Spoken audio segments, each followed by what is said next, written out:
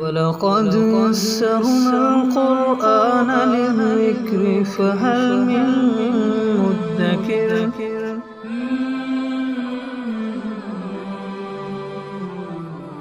سورہ آل عمران آیت نمبر 133 اعوذ باللہ من الشیطان الرجیم بسم اللہ الرحمن الرحیم وسارعوا الی مغفرۃ من ربکم وجنۃ عرضها السماوات والارض اعدت للمتقین الذین ينفقون فی السراء والضراء والکاظمین الغیظ والعافین عن الناس واللہ یحب المحسنین۔ اور دوڑ لگاؤ اپنے رب کی مغفرت کی طرف اور اس جنت کی طرف جس کی چوڑائی آسمان اور زمین کے بقدر ہے اور وہ متقیوں کے لیے تیار کی گئی ہے۔ مسارات کہتے ہیں ایک دوسرے سے آگے بڑھنا اور مقابلہ کرنا۔ قرآن کریم نے اور ہمارے دین نے ہمیں آخرت کے جو اعمال ہیں، اخروی جو صفات ہیں، ان کے اندر مسارعت کا حکم دیا ہے۔ دیکھیں بعض صفات تو انسان کے لیے انسان کے پاس ایسی ہوتی ہیں جن کو اختیار کرنا یا حاصل کرنا انسان کے بس کی بات نہیں ہے۔ اب کوئی پاکستان میں پیدا ہوا تو اپنی مرضی سے پیدا نہیں ہوا، کوئی ایران کے اندر پیدا ہوا اپنی مرضی سے پیدا نہیں ہوا، یہ غیر اختیاری چیزیں ہیں۔ کوئی لمبا ہے، کوئی چھوٹے قد کا ہے، کوئی سفید رنگ کا ہے، کوئی مختلف طبقات کے اندر پیدا ہوا ہے، تو یہ چیزیں انسان کے بس کی بات نہیں۔ اس کی زبان کیا ہو یہ اس کے بس کی بات نہیں۔ جہاں اللہ نے پیدا کر دیا وہاں وہ پیدا ہو گیا۔ تو ایسی چیزوں کو اختیار کرنے کا ہمیں حکم بھی تو نہیں نہ دیا گیا۔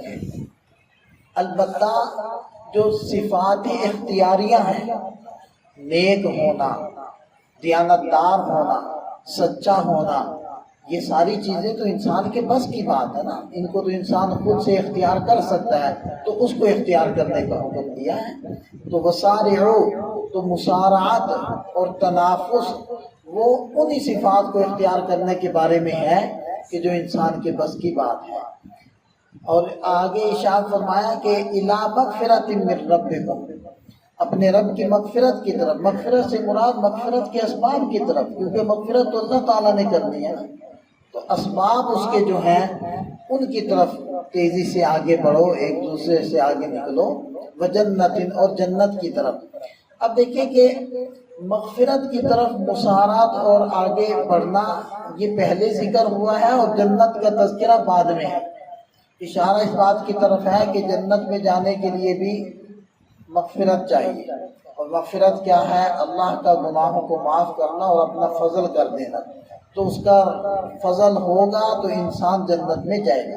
حقیقت میں تو اس کا فضل ہی ہے، ہاں ظاہری جو اس کے اسباب ہے وہ انسان کا نیک ہونا، وہ اس کا ظاہری سبب ہے۔ اس لیے نبی پاک صلی اللہ علیہ وسلم نے یہ ارشاد فرمایا کہ کوئی بھی انسان رب کے فضل کے بغیر، اس کی رحمت کے بغیر جنت میں نہیں جائے گا۔ صحابہ کرام نے عرض کیا کہ یا رسول اللہ کیا آپ بھی؟ فرمایا ہاں، الا ان یتغمدنی اللہ تعالی برحمہ، میں بھی اس وقت تک جنت میں نہیں جا سکتا جب تک کہ رب کی رحمت کی چادر مجھے نہ ڈھانپے۔ تو اس لیے پہلے مغفرت ہے پھر جنت ہے۔ اور پھر جنت کی کیا صفت بیان فرمائی؟ عرضها السماوات والارض، اس کی چوڑائی آسمان زمین کے بقدر، آسمان زمین کے برابر، یعنی آسمان اور زمین کو جوڑ دو تو اتنی چوڑائی۔ تو جنت کی صرف اتنی چوڑائی تو نہیں ہے نا، جنت تو بہت بڑی ہے۔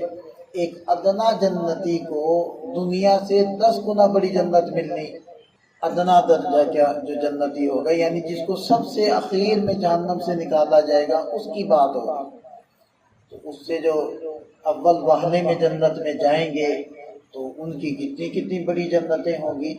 تو اصل میں انسان وہ سمجھ کیا سکتا ہے وہ انسان نے زمین دیکھی ہے یا اپنے اوپر تنا ہوا آسمان دیکھا ہے، تو انسان کے لیے سب سے بڑی چیز یہی ہے کہ ساری روئے زمین جتنی اور پھر اتنا بڑا اوپر آسمان، تو جو انسان کو سب سے بڑی چیز لگتی ہے اللہ تعالیٰ نے اسی کے ساتھ ایک مثال دے دی۔ ورنہ جنت کی لمبائی چوڑائی وہ تو حقیقت میں اللہ تعالیٰ ہی جانتے ہیں، وہ تو کتنی بڑی ہے انسان اس کو تو سمجھ ہی نہیں سکتا۔ اور فرمائے کہ یہ جنت متقیوں کے لیے تیار کی گئی ہے۔ اب یہ متقی کون ہے؟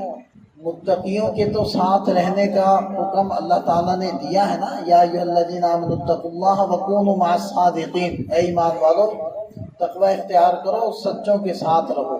یعنی اگر تقوی حاصل کرنا چاہتے ہو تو سچے جو لوگ ہیں ان کے ساتھ رہو، تمہارے اندر تقوی آ جائے گا۔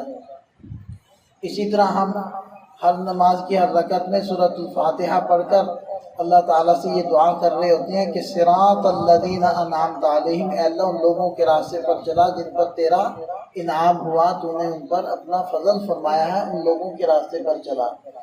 تو اب ضرورت پیش آئی اس چیز کی کہ وہ لوگ جن پر اللہ کا فضل ہے، انعام ہے، یا جو متقی کہلاتے ہیں، یہ جو سچے کہلاتے ہیں، ان کی اتباع اور ان کے ساتھ رہنے کا ہمیں حکم ہے۔ ہمیں پتہ کیسے چلے گا کہ وہ متقی کون ہے، وہ صادقین کون ہے؟ کیونکہ یہاں تو دنیا کے اندر تو نیکوں کے لباس میں بدبی ہیں، تو اللہ تعالیٰ نے پھر کچھ نشانیاں ذکر فرما دی کہ یہ نشانیاں ہیں، ان نشانیوں کے ذریعے سے تم لوگ اندازہ لگا لو گے کہ نیک کون ہے، متقی کون ہے اور صادقین کون ہے۔ لہذا ارشاد فرمایا پہلی نشانی الذین ينفقون فی السراء والضراء، کہ وہ خوشی اور تکلیف میں، یعنی وسعت اور تنگی کے اندر اللہ کے راستے میں خرچ کرتے ہیں۔ اب یہ ایک بہت بڑی صفت ہے۔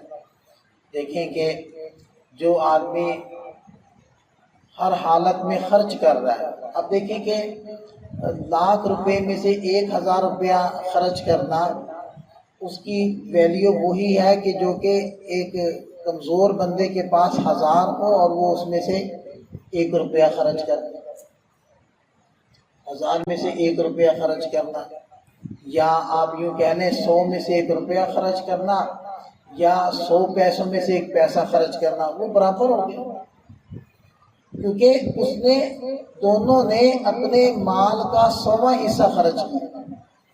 اور پھر دیکھیں کہ جو انسان جس کے اندر یہ احساس بیدار ہے کہ وہ دوسروں کا احساس کر رہا ہے اور اپنے مال سے خرچ کر کے دوسروں کی حاجت روائی میں اپنا حصہ ڈال رہا ہے، تو کیا کسی موقع پر وہ دوسروں کا مال دبائے گا یا ان کے حقوق دینے سے انکار کرے گا؟ حالانکہ وہ تو نفلی طور پر خرچ کر رہا ہے۔ یہ جو خرچ کرنے والی کیفیت ہوتی ہے یہ اسی شخص کے اندر بیدار ہوتی ہے کہ جس کے اندر احساس ہے، اور جس شخص کے اندر دوسروں کا احساس اور درد ہے وہ کبھی بھی حقوق غصب نہیں کرے گا اور کبھی بھی ان کے مال کے اوپر ناجائز قبضہ نہیں کرے گا۔ تو ينفقون فی السراء والضراء۔ اب دیکھیں کہ بعض واقعہ صحابہ کرام کے ایسے بھی ہیں کہ معمولی چیز خرچ کی۔ حضرت عائشہ صدیقہ رضی اللہ عنہ کے بارے میں آتا ہے کہ انہوں نے ایک مرتبہ صرف 1 انگور کا دانہ دیا، صدقہ کیا، کیونکہ ان کے پاس یہی تھا۔ ایک مرتبہ ان کے پاس آئی ایک عورت جس کے ساتھ 2 بچیاں تھیں، تو حضرت عائشہ رضی اللہ عنہ فرماتی ہیں کہ میرے پاس صرف 2 کھجوریں تھیں، میں نے وہ 2 کھجوریں ان کو دے دی۔ تو اس عورت نے ایک کھجور کو 2 حصوں میں توڑا، ایک حصہ اپنی ایک بیٹی کو دیا، دوسرا حصہ دوسری بیٹی کو، وہ بچیاں تھی پوری انہوں نے کھا لی۔ تو وہ جو دوسری کھجور وہ اس کو پھر دیکھنے لگی، تو اس نے پھر اس کو 2 حصوں میں توڑا اور ایک حصہ وہ ان کو دے دیا۔ ایسا بھی ہے، اور نبی پاک صلی اللہ علیہ وسلم کا یہ ارشاد بھی ہے کہ اتقوا النار ولو بشق تمرہ، آگ سے بچو اگرچہ وہ کھجور کا ایک ٹکڑا خرچ کر کے کیوں نہ ہو۔ اور فرمایا کہ جو فقیر تمہارے پاس آئے اس کو خالی نہ لوٹاؤ اگرچہ بکری کی کھری کیوں نہ ہو، یعنی پائے کا وہ جو سب سے نچلا حصہ ہوتا ہے کھر، اس کا بھی وہ اوپر سے ناخن اتار کر، کھر اتار کر اس کو استعمال کرتے ہیں، پکاتے ہیں، وہ والا حصہ مراد ہے کہ اگرچہ وہ تمہارے پاس ہے تو وہی دے دو، اس کو خالی ہاتھ نہ لوٹا۔ تو اس لیے یہ جو خرچ کرنے والی صفت ہے یہ اللہ تعالیٰ کو بڑی پسند ہے، محبوب ہے۔ تو انشاءاللہ بقیہ جو صفات ہیں وہ پھر عرض کریں گے، ورنہ زیادہ تاخیر ہو جائے گی۔ اللہ تعالیٰ ہمیں سمجھ عطا فرمائے، عمل کی توفیق عطا فرمائے۔